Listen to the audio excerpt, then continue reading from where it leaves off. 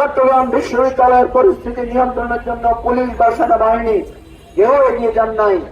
তারা অভিমান করে বলেছেন, আমরা না গেলে দেখি আপনারা কিভাবে পরিস্থিতি সমাধান করেন। এই ধরনের আচরণ যারা করেছেন তাদের বিবেকের কাছে প্রশ্ন রাখতে চাই। বিশ্ববিদ্যালয়ের ছাত্রদের আওয়াজের মুখে দাঁড়িয়ে আপনারা এই রাষ্ট্রের বেতনভুক্ত একজন দায়িত্ববান লোক হিসেবে অত্যন্ত অন্যায় এবং অবিচার করেছেন। চট্টগ্রাম বিশ্ববিদ্যালয়ের যে ঘটনাটা ঘটেছে এর সবচেয়ে দুঃখজনক দিক হচ্ছে বিশ্ববিদ্যালয় প্রশাসনের আহ্বান সত্ত্বেও আইন শৃঙ্খলা রক্ষাকারী বাহিনীর নির্লিপ্ততা। আপনারা দেখেছেন বিশ্ববিদ্যালয়ের প্রভিসি, বিশ্ববিদ্যালয়ের প্রক্টর আওয়াজারি করে বলেছেন ওনারা বারবার সাহায্য চেয়েছেন কিন্তু প্রশাসনের পক্ষ থেকে সাহায্য পান নাই। চট্টগ্রাম বিশ্ববিদ্যালয় যেহেতু একটা শহর থেকে দূরে একটা গ্রামের মধ্যে, রাজশাহী বিশ্ববিদ্যালয় শহরতলিতে, জাহাঙ্গীরনগর বিশ্ববিদ্যালয় একটু গ্রামাঞ্চলে, এই সমস্ত বিশ্ববিদ্যালয়গুলোতে স্থানীয় লোকালয়ের সাথে একটা ঝামেলা আমরা সবসময় দেখি। এটা হয় এই বিশ্ববিদ্যালয়গুলো প্রতিষ্ঠার ক্ষেত্রে স্থানীয় জনগণের বিরাট অবদান আছে, কারণ তারা তাদের বাপদাদার ভিটা জমি এখানে অনেকে দান করেছে এবং সেই কারণে বিশ্ববিদ্যালয়ের তৃতীয় এবং চতুর্থ শ্রেণীর চাকরির ক্ষেত্রে আমরা দেখেছি সবসময় স্থানীয়দেরকে প্রাধান্য দেওয়া হয়। এবং এই ফতেপুর ইউনিয়ন এবং জোবরা গ্রামের বিরাট একটা অংশ আমাদের বিশ্ববিদ্যালয়ের বিভিন্ন পর্যায়ে তারা চাকরি করেন, ফলে স্থানীয় লোকদের সাথে ক্যাম্পাসের একটা সুদৃঢ় বন্ধন তৈরি হয়েছে। আমরা দেখেছি বিভিন্ন সময়ে স্থানীয় লোকেরা আমাদের কাছে নানা সমস্যা নিয়ে আসতো, আবার আমরা যখন তাদের কাছে যেতাম তারা আমাদেরকে যথেষ্ট আপ্যায়ন করত। কিন্তু কখনো কখনো অত্যন্ত বিচ্ছিন্ন ঘটনাকে কেন্দ্র করে বিশ্ববিদ্যালয় বহুবার রক্তাক্ত হয়েছে, বহুবার এই ধরনের ঘটনা ঘটেছে।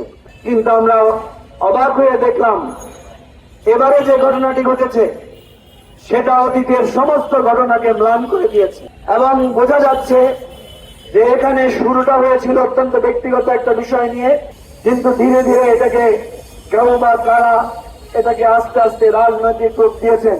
এমনকি আমার অসহায় বিশ্ববিদ্যালয়ের ছাত্ররা যারা কটেজে এবং ওই গ্রামেই থাকতেন, যাদের ঘর ভাড়া দিয়ে ওই গ্রামের লোকদেরই অনেকের জীবিকা নির্বাহ হয়, তাদেরকে তারা নির্মম ভাবে আঘাত করেছেন, আহত করেছেন। এই সভ্য যুগে এই 2025 সালে এসে অতীতের মতো এই আঞ্চলিক রাজনীতির, ঘৃণা ছড়ানোর রাজনীতি, নৃশংসতার রাজনীতি এখনো কেন আমাদেরকে দেখতে হচ্ছে, এটা আমাদের অত্যন্ত আফসোসের বিষয়। আমি অনুরোধ করব, ঢাকায় এখানে আমাদের চিটাং ইউনিভার্সিটি অ্যালামনাই আছেন, এখানে চিটাং ইউনিভার্সিটি ক্লাব আছেন, আমরা অনুরোধ করব, এখানে মান্যবে আছেন, উনি প্রায় সবগুলোরই উপদেষ্টা।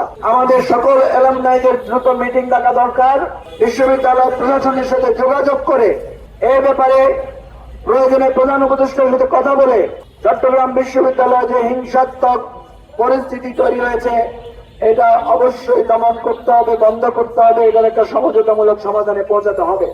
কারণ আপনারা জানেন বিশ্ববিদ্যালয়ের দুটি প্রবেশ দ্বার আছে, 1 নম্বর গেট এবং 2 নম্বর গেট, দুটো গেট এই গ্রামের মধ্য দিয়ে প্রবেশ করতে হয়। সুতরাং এই সন্ত্রাস এবং এই ধরনের যদি আঞ্চলিক জিজ্ঞাসা অব্যাহত থাকে তাহলে এটা আরো ভয়ানক পরিস্থিতির সৃষ্টি করতে পারে। 2 দিন পরে যখন বিশ্ববিদ্যালয় চালু হবে, বিশ্ববিদ্যালয়ের কর্মচারীরা এই জোবরা গ্রামের লোকেরা যখন ক্যাম্পাসে আসবে তখন কি পরিস্থিতি হবে? কারণ যেই ছাত্র আজকে মৃত্যুর সাথে পাঞ্জা লড়ছে, যে প্রক্টর আমার হলের ছোট ভাই তানভীর মোহাম্মদ হায়দার আরিফ, আমি জানি সে একজন অসুস্থ মানুষ, অসুস্থতা সত্ত্বেও সে ছাত্রদের পাশে দাঁড়িয়ে সেখানে সমাধান করতে গিয়েছিল, কিন্তু শিক্ষককে আহত করা হয়েছে। আমাদের আরেক ছোট ভাই বিশ্ববিদ্যালয়ের প্রভিসি ডক্টর কামাল, তার হাতে ফ্র্যাকচার আপনারা দেখেছেন, এই হাত ভাঙা নিয়ে সে এগিয়ে গিয়েছিল, মনে করেছিল যে গ্রামের লোকদেরকে শান্ত করতে পারবে, মাঝখানে গিয়ে দাঁড়িয়েছিল, তাকেও নৃশংসভাবে নির্মম ভাবে তাকে আহত করা হয়েছে। বিশ্ববিদ্যালয়ের ইতিহাসে অতীতেও আমরা দেখেছি 2 জন শিক্ষককে নির্মম ভাবে মদন হাটে পিটানো হয়েছিল। একজন শিক্ষক তো এমন ভাবে তাকে মারা হয়েছিল, দর্শন বিভাগের একজন শিক্ষক, তিনি অ্যাবনর্মাল হয়েছিলেন দীর্ঘদিন ধরে। সবচাইতে দুঃখের বিষয়, রাষ্ট্র কোনো আবেগ, অনুভূতি, মান অভিমানের জায়গা নয়। আমরা দেখলাম ঢাকার একটি ঘটনাকে কেন্দ্র করে চট্টগ্রাম বিশ্ববিদ্যালয়ের পরিস্থিতি নিয়ন্ত্রণের জন্য পুলিশ বা সেনাবাহিনী কেউ এগিয়ে যান নাই।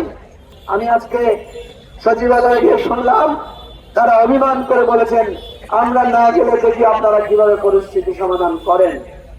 এটা কি কোনো রাষ্ট্রের দায়িত্বপ্রাপ্ত মানুষের কথা হতে পারে? এটা কোনোদিন একটা দায়িত্বপূর্ণ আচরণ হতে পারে? আমরা এই ধরনের কথা যারা বলেছেন, এই ধরনের আচরণ যারা করেছেন, তাদের বিবেকের কাছে প্রশ্ন রাখতে চাই। বিশ্ববিদ্যালয়ের ছাত্রদের আহ্বানের